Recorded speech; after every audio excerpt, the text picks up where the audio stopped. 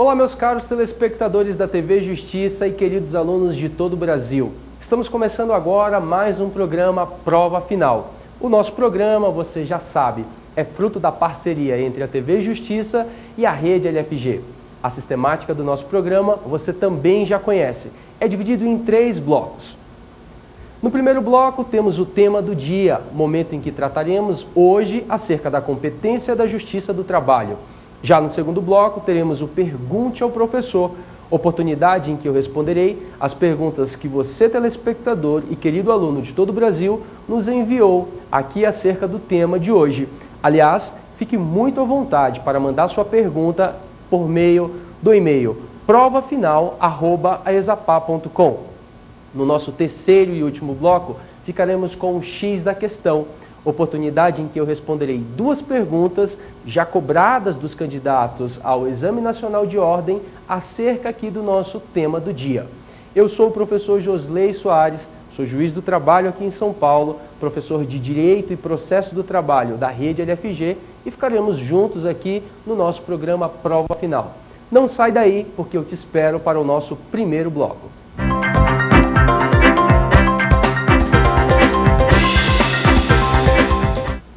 Estamos de volta e agora para tratar do tema do dia. A partir deste momento, conversaremos sobre a competência da Justiça do Trabalho. Meus caros, existem 4 grandes critérios identificadores de competência no nosso ordenamento jurídico processual brasileiro.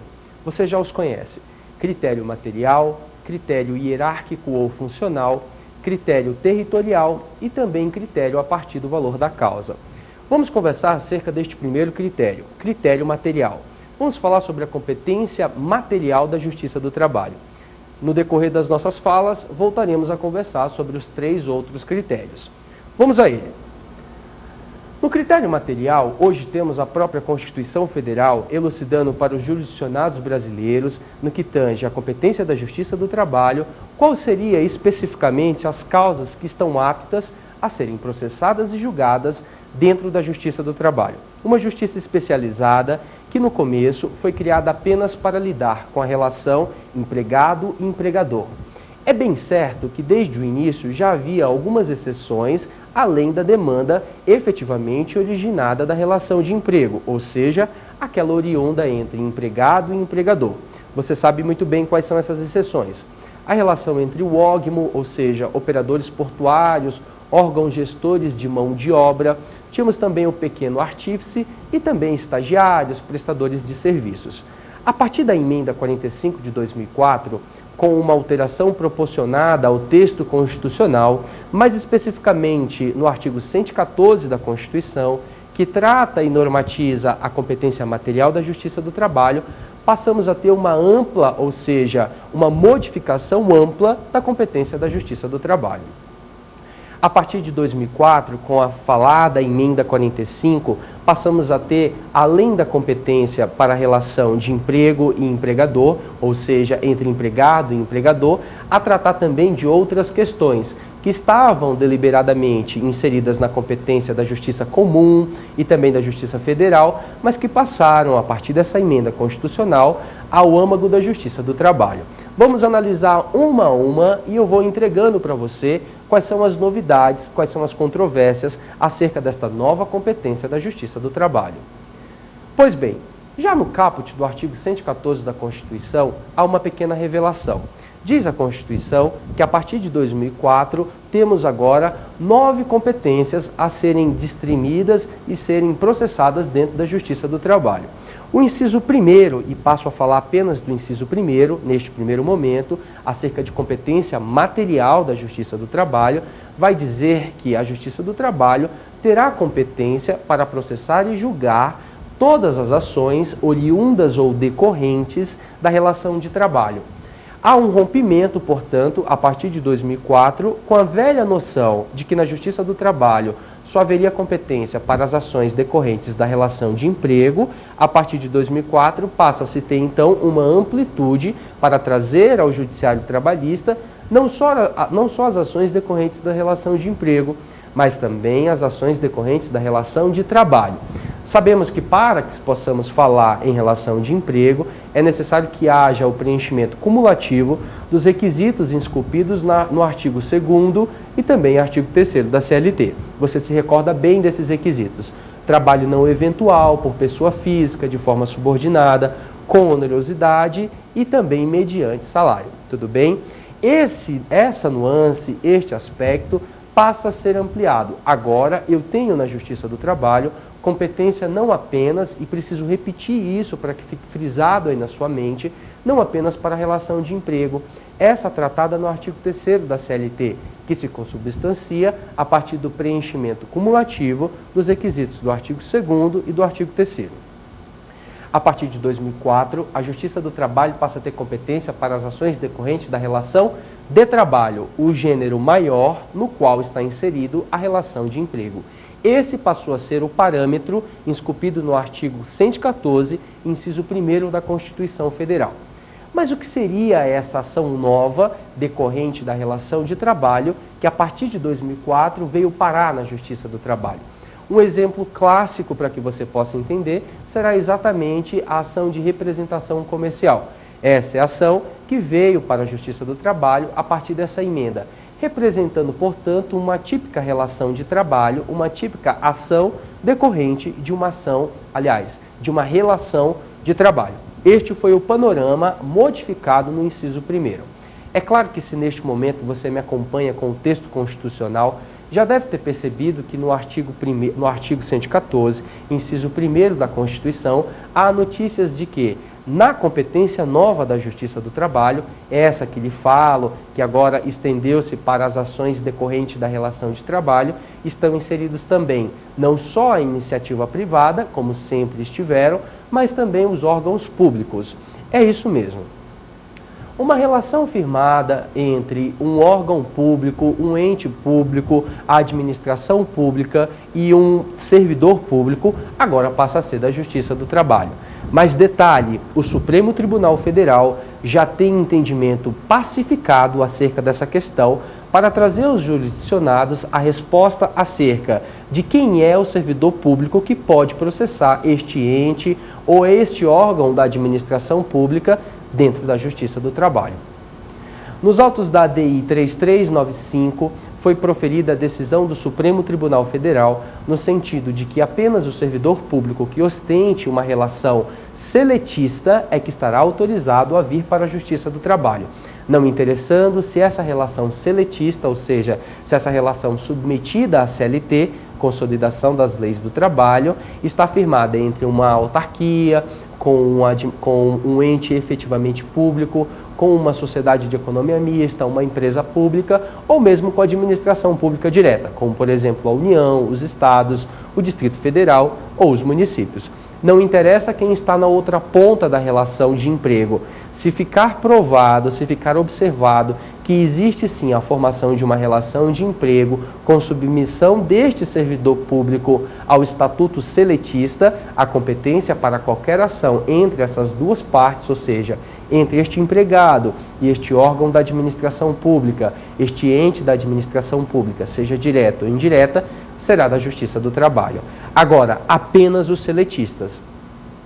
Se houver um servidor público que haja prestado concursos públicos e, portanto, tenha aí uma relação estatutária ou uma relação de serviços temporário com a administração pública, esse servidor público está afastado da Justiça do Trabalho, já que o Supremo Tribunal Federal, nos autos da ADI 3395, interpretando o alcance do artigo 114, inciso 1º, que estamos estudando agora, revelou a seguinte notícia: só vai para a Justiça do Trabalho as ações decorrentes entre servidores públicos e a administração pública, se entre as partes estiver emanada uma relação de emprego, uma típica submissão à CLT.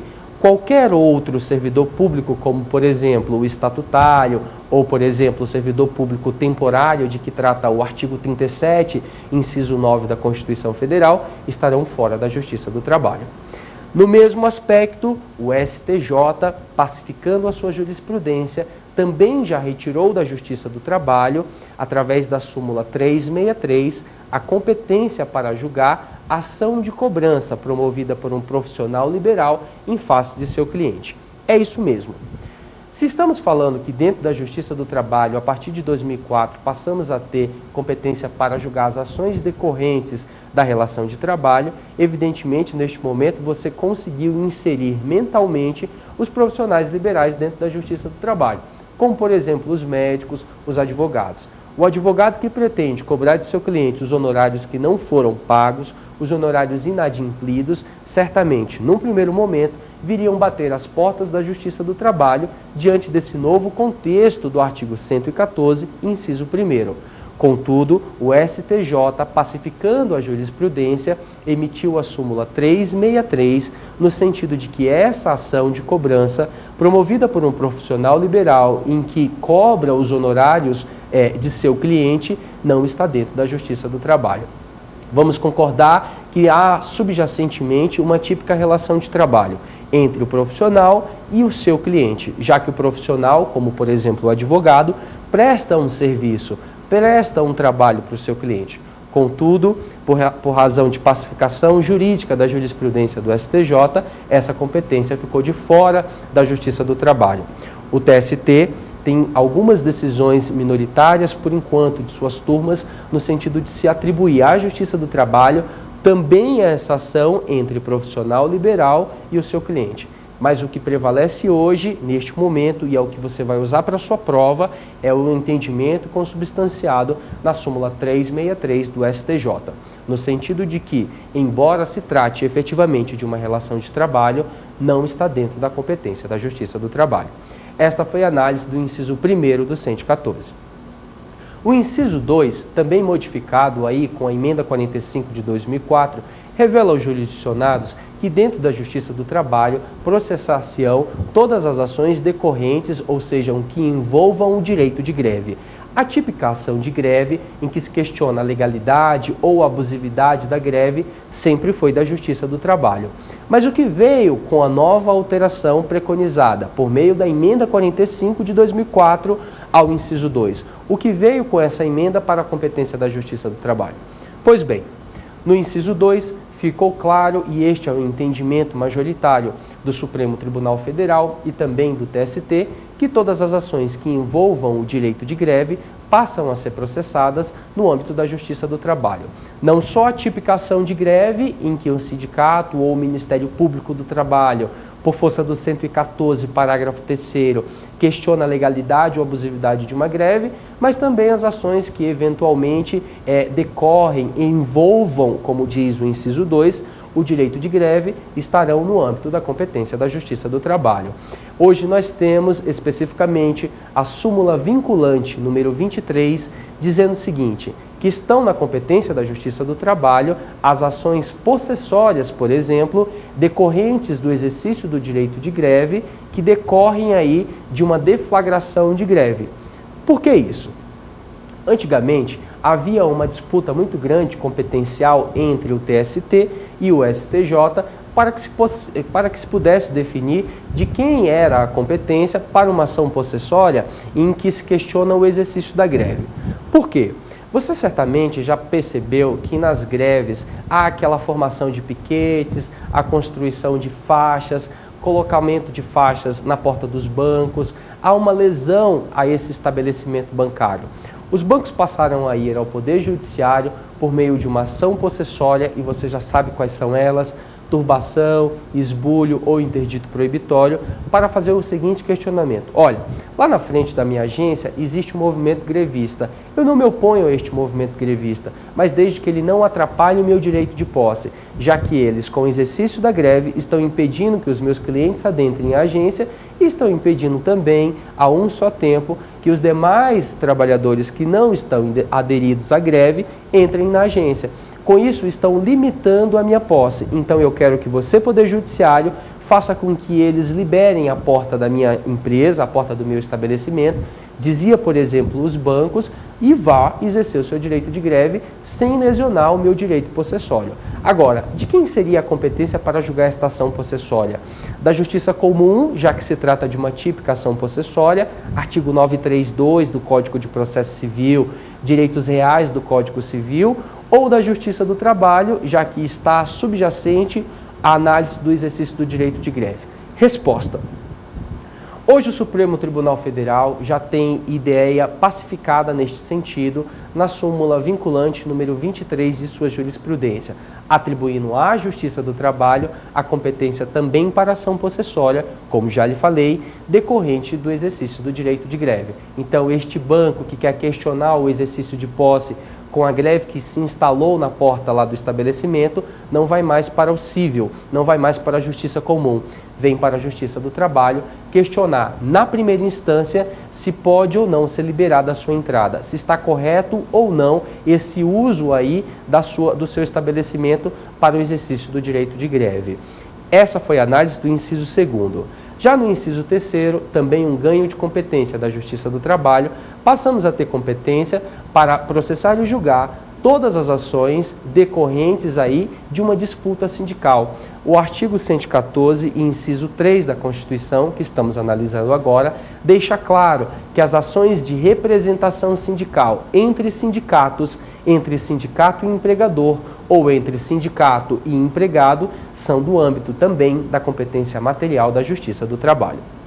Logo, todas as vezes que na sua prova aparecer uma briga sindical, um sindicato que está brigando, que está disputando a representação de uma categoria específica, esta disputa, esta briga, esta ação vem para a Justiça do Trabalho, não vai mais para o cível. Você que conhece a jurisprudência do STJ, muito sabe que existem algumas súmulas em sua jurisprudência, como a 222, a 57, da época em que essas ações eram julgadas no âmbito da Justiça Comum. Atualmente, essas ações vieram para a Justiça do Trabalho. A ação em que eu, sindicato, brigo com outro sindicato pela disputa, querendo a representação de uma categoria específica, agora não é mais do cível, agora é da Justiça do Trabalho. A interpretação do 114, inciso 3º da Constituição, permite que fique na Justiça do Trabalho não só a ação em que há disputa de representação de categoria, mas também a ação em que o sindicato cobra as contribuições sindicais. Então, se um sindicato precisa cobrar contribuição sindical, ou contribuição confederativa, ou contribuição assistencial da empresa ou do empregado, essa cobrança não é feita mais na Justiça Comum. Agora, por interpretação também deste artigo 114, inciso 3º, alterado aí pela emenda 45 de 2004, essa ação também fica na Justiça do Trabalho. Portanto, senhores, por interpretação do 114, inciso 3º, vou repetir, temos duas novas ações dentro da Justiça do Trabalho. A ação de representação sindical, seja entre sindicatos, ou sindicato e empregador, ou sindicato e empregado, e também a ação de cobrança da receita sindical em face de um empregado ou em face de um empregador. Um exemplo para você assimilar essa última ação, ou seja, essa ação de cobrança que o sindicato vai buscar contribuições sindicais, é exatamente aquela contribuição prevista no artigo 578 da CLT, o antigo imposto sindical. Todo empregado deve ter descontado de seu salário, no mês de março, o valor equivalente a um dia de trabalho para que isso seja repassado ao sindicato de sua categoria. Quando isso não é repassado, essa cobrança do sindicato, buscando aí a contribuição do artigo 578 da CLT, não é mais feita na Justiça Comum, e sim dentro da Justiça do Trabalho. Vamos agora à análise do inciso 4 do artigo 114 da Constituição Federal. Pois bem, o inciso 4 vai tratar dos remédios constitucionais. No âmbito da Constituição Federal, temos agora expressamente competência constitucional material para o processamento e julgamento das ações acerca dos remédios constitucionais, mandado de segurança, habeas corpus e também o habeas data. Desses três, o que há de mais influente será exatamente o mandado de segurança. Sabemos que, por decorrência do princípio da irrecorribilidade imediata das decisões interlocutórias no processo do trabalho, não é possível recorrer de uma decisão interlocutória. Logo, muitas vezes é o mandado de segurança que, havendo violação de direito líquido e certo, vai fazer as vezes que faz o agravo na Justiça Comum. Por exemplo, se você pede numa reclamação trabalhista a reintegração de uma gestante e o juiz indefere essa tutela antecipada, ou seja, essa reintegração, não há possibilidade de recurso, já que aqui não temos agravo de instrumento com essa finalidade. o nosso agravo de instrumento se presta a destrancar recursos que tiveram seu segmento denegado. Mas há uma típica violação de direito líquido e certo, no momento em que o juiz não reintegra uma gestante que foi dispensada sem justa causa. Entra em cena o remédio constitucional chamado mandado de segurança. Este mandado de segurança, em face da decisão do juiz de primeiro grau, será manejado já no TRT, na segunda instância. Já era voz ativa, a jurisprudência e também a lei do mandado de segurança já tinham esse entendimento, já era cabível, já era possível essa aplicação de mandado de segurança dentro da Justiça do Trabalho, mas hoje o que temos é o assento constitucional dessa matéria. Tudo bem? Vamos agora ao estudo do artigo 114, inciso 5 da Constituição Federal. Ele vai tratar e expressar exatamente acerca dos conflitos de competência. Muito simples, atualmente o TST possui competência para processar e julgar um conflito de competência. Seja um conflito positivo, dois juízes brigando por uma competência, ou um conflito negativo, dois juízes se dando por incompetente, desde que seja acerca de matéria trabalhista. Então, por exemplo, uma vara do trabalho que eventualmente briga por competência com um juiz comum, com um juiz estadual que tem aí uma parcela de competência trabalhista, essa disputa fica agora dentro da Justiça do Trabalho e não mais fora da Justiça do Trabalho. Vamos à análise do inciso 6 do artigo 114. No artigo 114, inciso 6, senhores, teremos aí uma novidade. Teremos competência da Justiça do Trabalho para processar e julgar as ações decorrentes de danos morais e materiais. E por que não dizer estéticos? O artigo 114 não fala de danos estéticos, mas também a interpretação que deflui deste artigo, inciso 6º, é que também posso cobrar danos estéticos dentro da Justiça do Trabalho. Agora, cuidado, eu só posso buscar danos morais e materiais decorrente da relação de emprego se eu estiver processando o meu empregador. Essa é a ideia do Supremo Tribunal Federal no âmbito da súmula vinculante número 22 de sua jurisprudência. Eu não posso ajuizar uma ação de danos morais e materiais em face de quem quer que não seja o meu empregador. Por exemplo, jamais poderá haver o trâmite de uma ação contra o INSS dentro da Justiça do Trabalho. E aqui se escondem diversas pegadinhas nas provas, exatamente porque temos a ampla figura do acidente de trabalho. O acidente de trabalho, ou seja, aquele instituto figurado no artigo 19 da Lei 8213 de 91, a Lei Previdenciária, vai gerar duas grandes ações.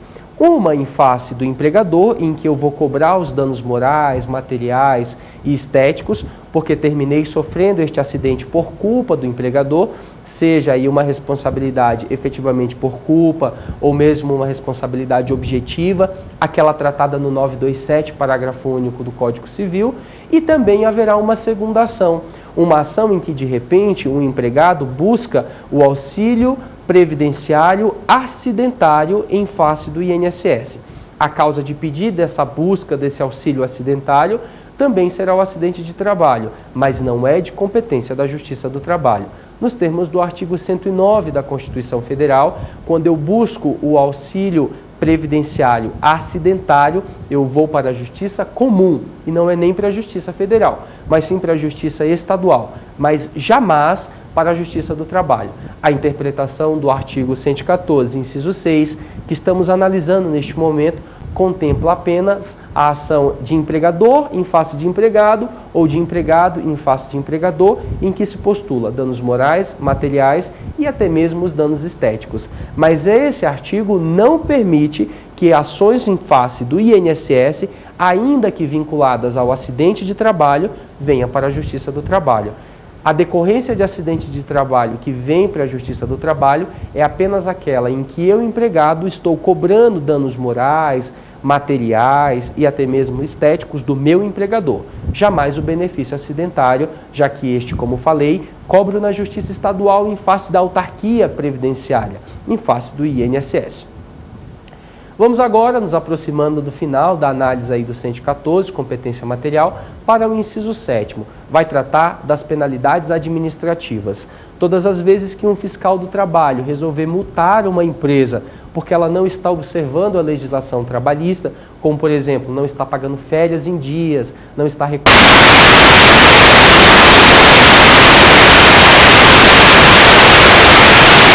agora pode ser questionada não mais na justiça comum, como sempre foi. O empregador que se sente violado, que tem algum direito líquido e certo em face aí do Ministério do Trabalho, vem para a Justiça do Trabalho.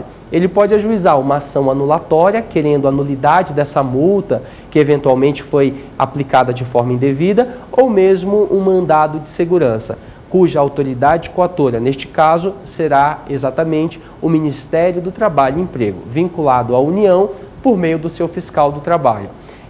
Esse questionamento da validade ou não das multas sofridas pelos empregadores no que tange a eventuais descumprimentos da legislação trabalhista é feito dentro da Justiça do Trabalho. Este questionamento é feito dentro da Justiça do Trabalho.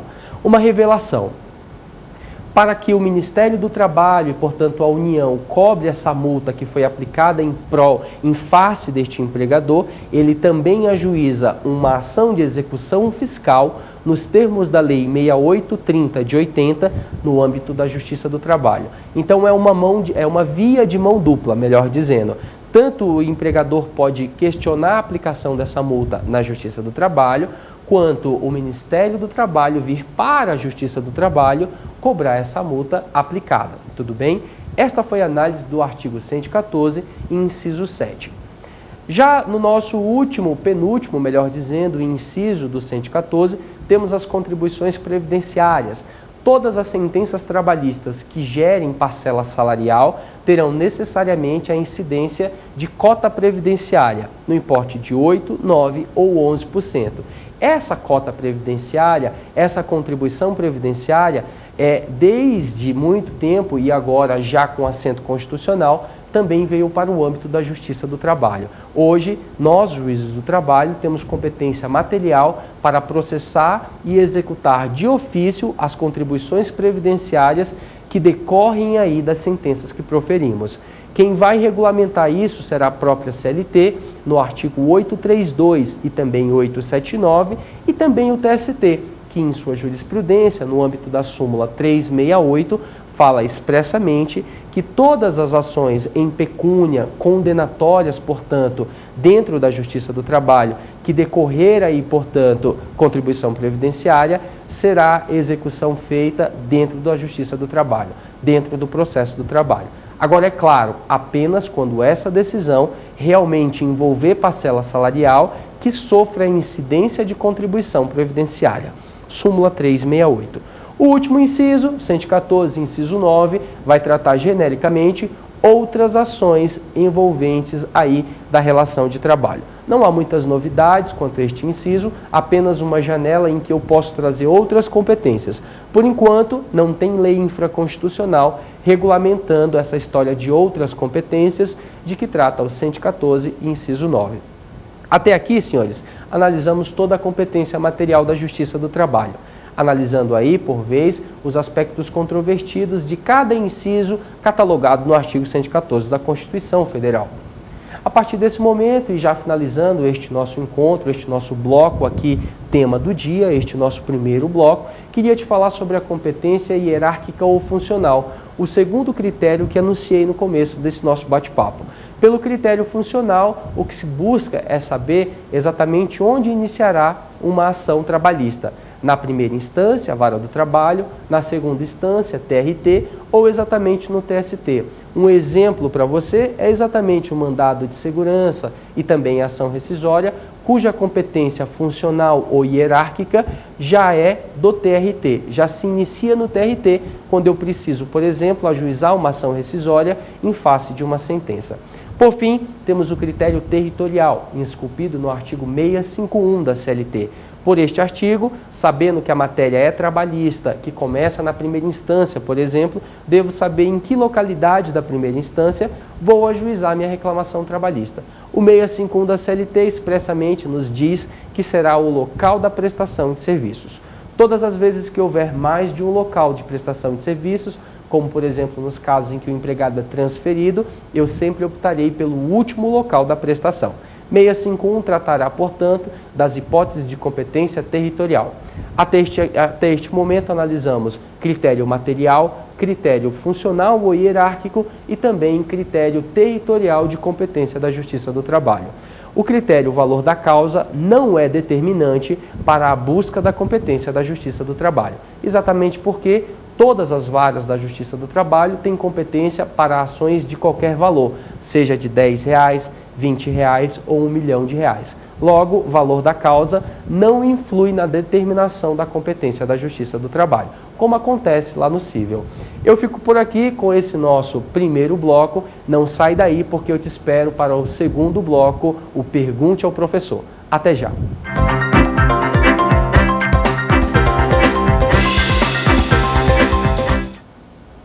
Já estamos de volta e agora para o Pergunte ao Professor. Como anunciei, momento em que eu vou responder as perguntas que você, caro telespectador da TV Justiça, e também meu querido aluno aí de todo o Brasil, nos enviou aqui por meio do e-mail provafinal@exapa.com acerca do tema do dia, ou seja, competência da Justiça do Trabalho. Vamos, portanto, à primeira pergunta. A Justiça do Trabalho possui competência para as ações contra o INSS em que o empregado pleiteia receber o benefício previdenciário? Pois é, excelente pergunta. Neste caso, a Justiça do Trabalho não terá competência para julgar e processar uma ação movida por um empregado, por um trabalhador, em face do INSS, em que este empregado, nesta ação, busca aí o benefício previdenciário acidentário. Como conversamos no bloco anterior, esta ação é da Justiça Estadual, artigo 109 da Constituição Federal. Qual foi a confusão detida, qual foi a grande controvérsia dessa disputa competencial aí do benefício previdenciário acidentário? O TST e algumas decisões minoritárias vêm aí querendo essa parcela de competência, já que a partir de um acidente do trabalho, o empregado faz jus, digamos assim, a duas ações. Pode haver o nascimento de duas ações. Como conversamos, uma delas em face do empregador, em que se questiona danos morais, materiais, estéticos, eventualmente, decorrentes dessa causa de pedir acidente do trabalho, e também, eventualmente, um benefício acidentário na ocasião em que o INSS indefere, como, por exemplo, administrativamente, o reclamante, o empregado que sofreu este acidente, vai até a perícia do INSS e o médico do INSS fala: olha, o senhor está apto para o trabalho, vou indeferir o seu benefício acidentário. Se foi acidente do trabalho, alguns empregados tinham o hábito de ajuizar dentro da Justiça do Trabalho. Contudo, essa parcela de competência não é do âmbito da Justiça do Trabalho. Se for contra o INSS, portanto, a Autarquia Previdenciária Federal, uma ação em que o empregado busca, na realidade, o estabelecimento do benefício acidentário previdenciário, está fora da Justiça do Trabalho. Agora, se deste mesmo acidente ele buscar, em face do empregador, reparação civil por danos morais, materiais e estéticos, essa ação, sim, será do âmbito de competência da Justiça do Trabalho. Excelente pergunta, muito obrigado por sua participação. Vamos agora para a próxima pergunta. A Justiça do Trabalho possui competência para as ações de cobrança movidas por profissional liberal em face de cliente em que se buscam honorários? Olá, Gustavo de Sinop. Mande um grande abraço aí para os nossos telespectadores que acompanham aqui o programa Prova Final. Uma excelente pergunta também. No primeiro bloco eu conversava com você exatamente acerca disso. Hoje, embora se trate de uma efetiva hipótese de relação de trabalho, não temos competência dentro da Justiça do Trabalho, essa justiça especializada, com essa parcela de competência descrita aí no artigo 114, para essa ação que você me coloca.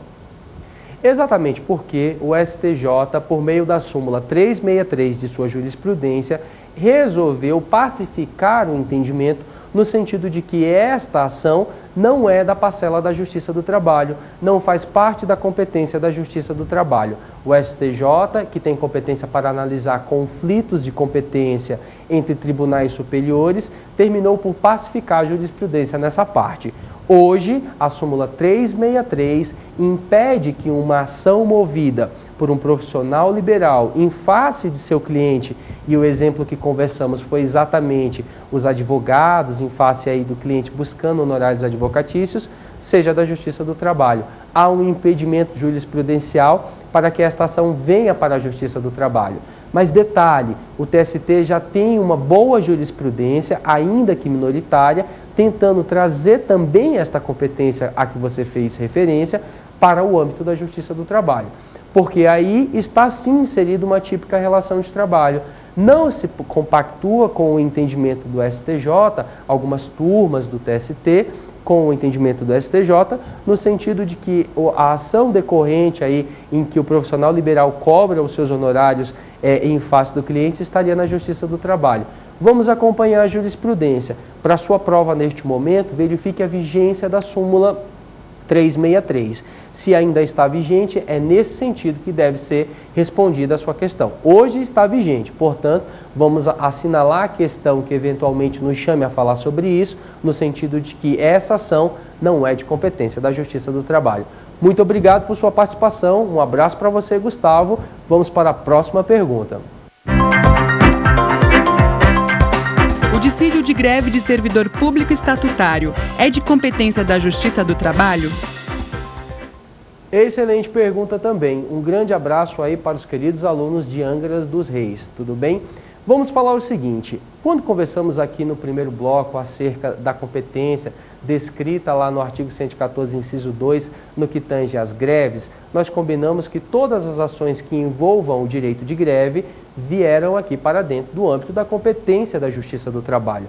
Contudo, há que se fazer uma ressalva. Hoje, não temos competência para analisar o dissídio de greve do servidor que não ostente um regime jurídico seletista. Logo, a greve do servidor estatutário, como por exemplo, os servidores dos tribunais de justiça, os cartorários aí dos tribunais de justiças estaduais, não são analisados pela Justiça do Trabalho. Exatamente porque, ainda que o inciso 2 da Constituição Federal, artigo 114, diga amplamente que as ações que envolvam o direito de greve vêm para a Justiça do Trabalho, essa é uma parcela de greve que não vem. Exatamente porque o inciso 2 diz o STJ e o Supremo Tribunal Federal tem que ser analisado, deve ser lido em consonância com o inciso 1º. E se no inciso 1º nós combinamos que não havia competência na Justiça do Trabalho para o processamento de uma ação de um servidor que não tenha vínculo seletista, por óbvio, aquele servidor que faz greve que não tem vínculo seletista também não vem discutir essa greve dentro da Justiça do Trabalho. Fica na Justiça Comum, Estadual ou Federal, dependendo da natureza jurídica deste ente, tá? Mas Justiça do Trabalho não será. O alcance do inciso 2 é apenas para as greves da iniciativa privada e também dos servidores públicos seletistas, já que o inciso 2 e o inciso 1 devem ser lidos em harmonia. Excelente pergunta, um grande abraço para os alunos de Angra dos Reis. Vamos para a próxima pergunta. O mandado de segurança contra ato de fiscal do trabalho deverá ser impetrado na Vara do Trabalho ou no TRT? Olá, Débora. Obrigado por sua participação. Uma excelente pergunta também. Vejo que está aprofundando seus estudos. O que acontece? Hoje, a partir do 114, inciso 4 da Constituição Federal, também passamos a ter competência material para o processamento e julgamento dos mandados de segurança. Conversamos sobre o habeas corpus e também sobre o habeas data, outros remédios constitucionais que estão no mesmo inciso 4, descritos na competência da Justiça do Trabalho. Você me pergunta se o mandado de segurança em face do fiscal do trabalho será ajuizado na primeira instância ou em outra instância. Eu te respondo. Será exatamente na primeira instância, já que o fiscal do trabalho, ligado que está ao Ministério do Trabalho e num contexto geral à União, não tem foro privilegiado, portanto, não tem competência funcional para ser processado diretamente no TRT ou no TST, como fazemos com o ato do juiz do trabalho. O juiz do trabalho que lesiona, fere direito líquido e certo, enfrenta mandado de segurança. Este mandado de segurança em face de ato de juiz do trabalho, já que juiz do trabalho tem competência funcional para ser julgado no TRT, começa no TRT. Fiscal do trabalho não tem. Portanto, o mandado de segurança em face do fiscal do trabalho, em que se questiona, por exemplo, uma multa eventualmente erroneamente aplicada, será iniciado, será impetrado nos termos da Lei 12.016 de 2009 e do artigo 114, inciso 4, direto na primeira instância, ou seja, na vara do trabalho. Vamos agora para mais uma pergunta. A Justiça do Trabalho possui competência para as contribuições do SAT e de terceiros? Olá, Lumiaiada e os alunos aí de São Paulo, capital. Muito obrigado por sua participação. Excelente pergunta também. Bom, a interpretação que o TST deu recentemente a essa amplitude de competência para as contribuições previdenciárias foi no sentido de abranger também, lá no 114, inciso 8º, as contribuições que devo mandar para o SAT, Seguro Acidente de Trabalho. Essas contribuições, além das contribuições efetivamente previdenciárias, ficam dentro da Justiça do Trabalho. Os terceiros, ainda há uma controvérsia. SESC, SET, SENAI, SENAC, ainda há uma pequena controvérsia. Mas o SAT já está pacificadamente dentro da competência da Justiça do Trabalho. Temos OJ específica na jurisprudência consolidada do TST. Muito obrigado por sua participação. Um grande abraço para você aí que participou e para os alunos de São Paulo. Eu te espero, não sai daí. Vamos para o último bloco, o X da questão.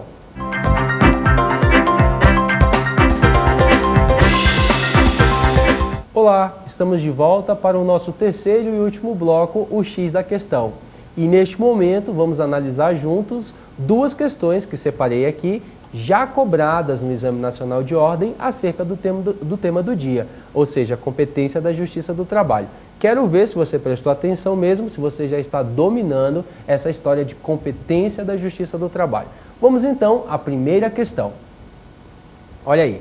Caiu no 5º exame unificado de ordem, feito aí pela FGV, foi a questão de número 80. Diz o seguinte: com relação à competência material, e estudamos toda a competência material no primeiro bloco, da Justiça do Trabalho, é correto afirmar que. Então ele está te procurando aí, pediu para você procurar a questão correta.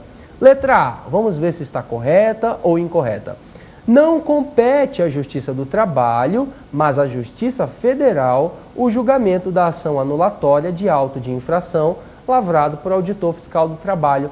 Errado, neste caso nós temos sim competência, como já conversamos exaustivamente, exatamente porque o inciso 7 da Constituição Federal, lá no artigo 114, dispõe expressamente que tanto a cobrança dessa multa quanto a anulação, o questionamento de eventualmente ela haver sido aplicado de forma incorreta, são da Justiça do Trabalho. É da competência da Justiça do Trabalho e não da Justiça Federal. Já foi um dia, hoje não mais. Hoje, Justiça do Trabalho, tá? Artigo 114, inciso 7. Então, letra A está errada. Vamos para a letra B. É da competência da Justiça do Trabalho o julgamento das ações ajuizadas em face da Previdência Social que versem sobre litígios ou medidas cautelares relativos a acidentes do trabalho. Errado, erradíssimo. Conversamos agora há pouco e eu te dizia que essa ação é de competência da Justiça Comum, artigo 109 da Constituição Federal. Quando se busca o próprio benefício acidentário, alguma coisa em face do INSS, está fora, portanto, da Justiça do Trabalho. Aqui na Justiça do Trabalho, senhores, não errem na sua prova. Ficaremos apenas com a competência no que tange ao empregador, quando, a partir de um acidente do trabalho, por exemplo, já que essa alternativa trata de acidente do trabalho, o empregado desejar postular em uma reclamação trabalhista em face do seu empregador ou ex-empregador, danos morais, materiais ou eventualmente estéticos. Agora, processar o INSS no âmbito da Justiça do Trabalho, não há essa possibilidade. Quem vai descrever isso será a própria Constituição Federal, no artigo 114, inciso 4 da Constituição Federal, na súmula vinculante número 22 e também no artigo 109 do texto constitucional. Esta letra B também está equivocada, também está errada. Vamos para a alternativa C. A alternativa C vai dizer o seguinte: de acordo com o entendimento do STJ, e falamos dele agora há pouco, é da competência da Justiça do Trabalho processar e julgar a ação de cobrança ajuizada por profissional liberal contra o cliente.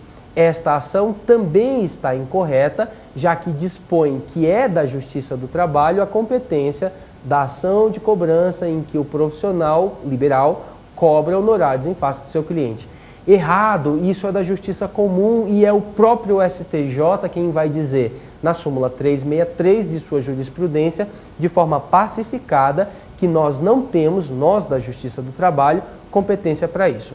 Eu te dizia que dentro da Justiça do Trabalho há uma briga grande para que essa competência venha sim para a Justiça do Trabalho. Mas, por enquanto, o que prevalece é a voz ativa do STJ. Súmula 363 torna, portanto, essa alternativa C uma alternativa incorreta, como a A e a B. Vamos, então, necessariamente ficar com a alternativa D como a alternativa correta. Mas vamos ver se é isso mesmo. Alternativa D. A Justiça do Trabalho é competente para julgar a ação ajuizada por sindicato de categoria profissional em face de determinada empresa para que esta seja condenada a repassar-lhe as contribuições assistenciais descontadas dos salários dos empregados sindicalizados. Exato, mais que correto. Essa interpretação retratada aqui na alternativa D, que a torna uma alternativa correta, então, primeira questão, vamos ficar com a alternativa D, está esculpida exatamente no entendimento, como conversamos, do artigo 114, inciso da Constituição, inciso 3, quando vai tratar que, além das ações de representação sindical, também temos aí competência para as ações em que o sindicato cobra os impostos sindicais, os antigos impostos sindicais, hoje contribuição sindical, e também as contribuições confederativas e contribuições assistenciais. Primeira questão, alternativa D, alternativa correta. Vamos para a questão 2. Olha lá. A ação de interdito e proibitório ajuizada pelo empregador decorrente do exercício do direito de greve por parte dos empregados, letra A, não se insere na competência da Justiça do Trabalho. Errado, conversamos aqui que essa ação se insere sim. Quem vai dizer isso para os jurisdicionados trabalhistas será exatamente a súmula vinculante número 23 do Supremo Tribunal Federal, interpretando, portanto, o artigo 114, inciso 2 da Constituição Federal, quando fala das ações que envolvam o direito de greve. Então, alternativa de letra A, incorreta. Vamos à alternativa B. Insere-se na competência material da Justiça do Trabalho, devendo ser ajuizada perante o Tribunal Regional do Trabalho. Também incorreta. Traz a competência material, mas dispõe que funcionalmente seria o TRT. Não é. Conversamos no primeiro bloco que esta ação é da competência da Justiça do Trabalho, mas funcionalmente da competência da Vara do Trabalho. Será a primeira instância quem deterá a competência para julgar e processar a ação de interdito proibitório e qualquer outra ação possessória que envolva o direito de greve. Então, a alternativa B, incorreta também. Vamos à alternativa C. Alternativa C.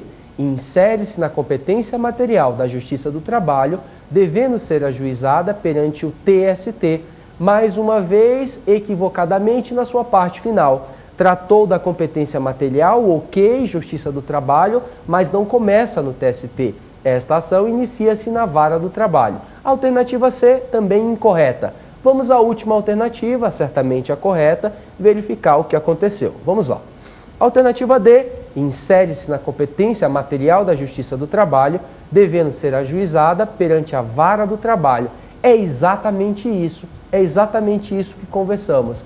É da competência da Justiça do Trabalho e deve ser ajuizada funcionalmente perante a Vara do Trabalho.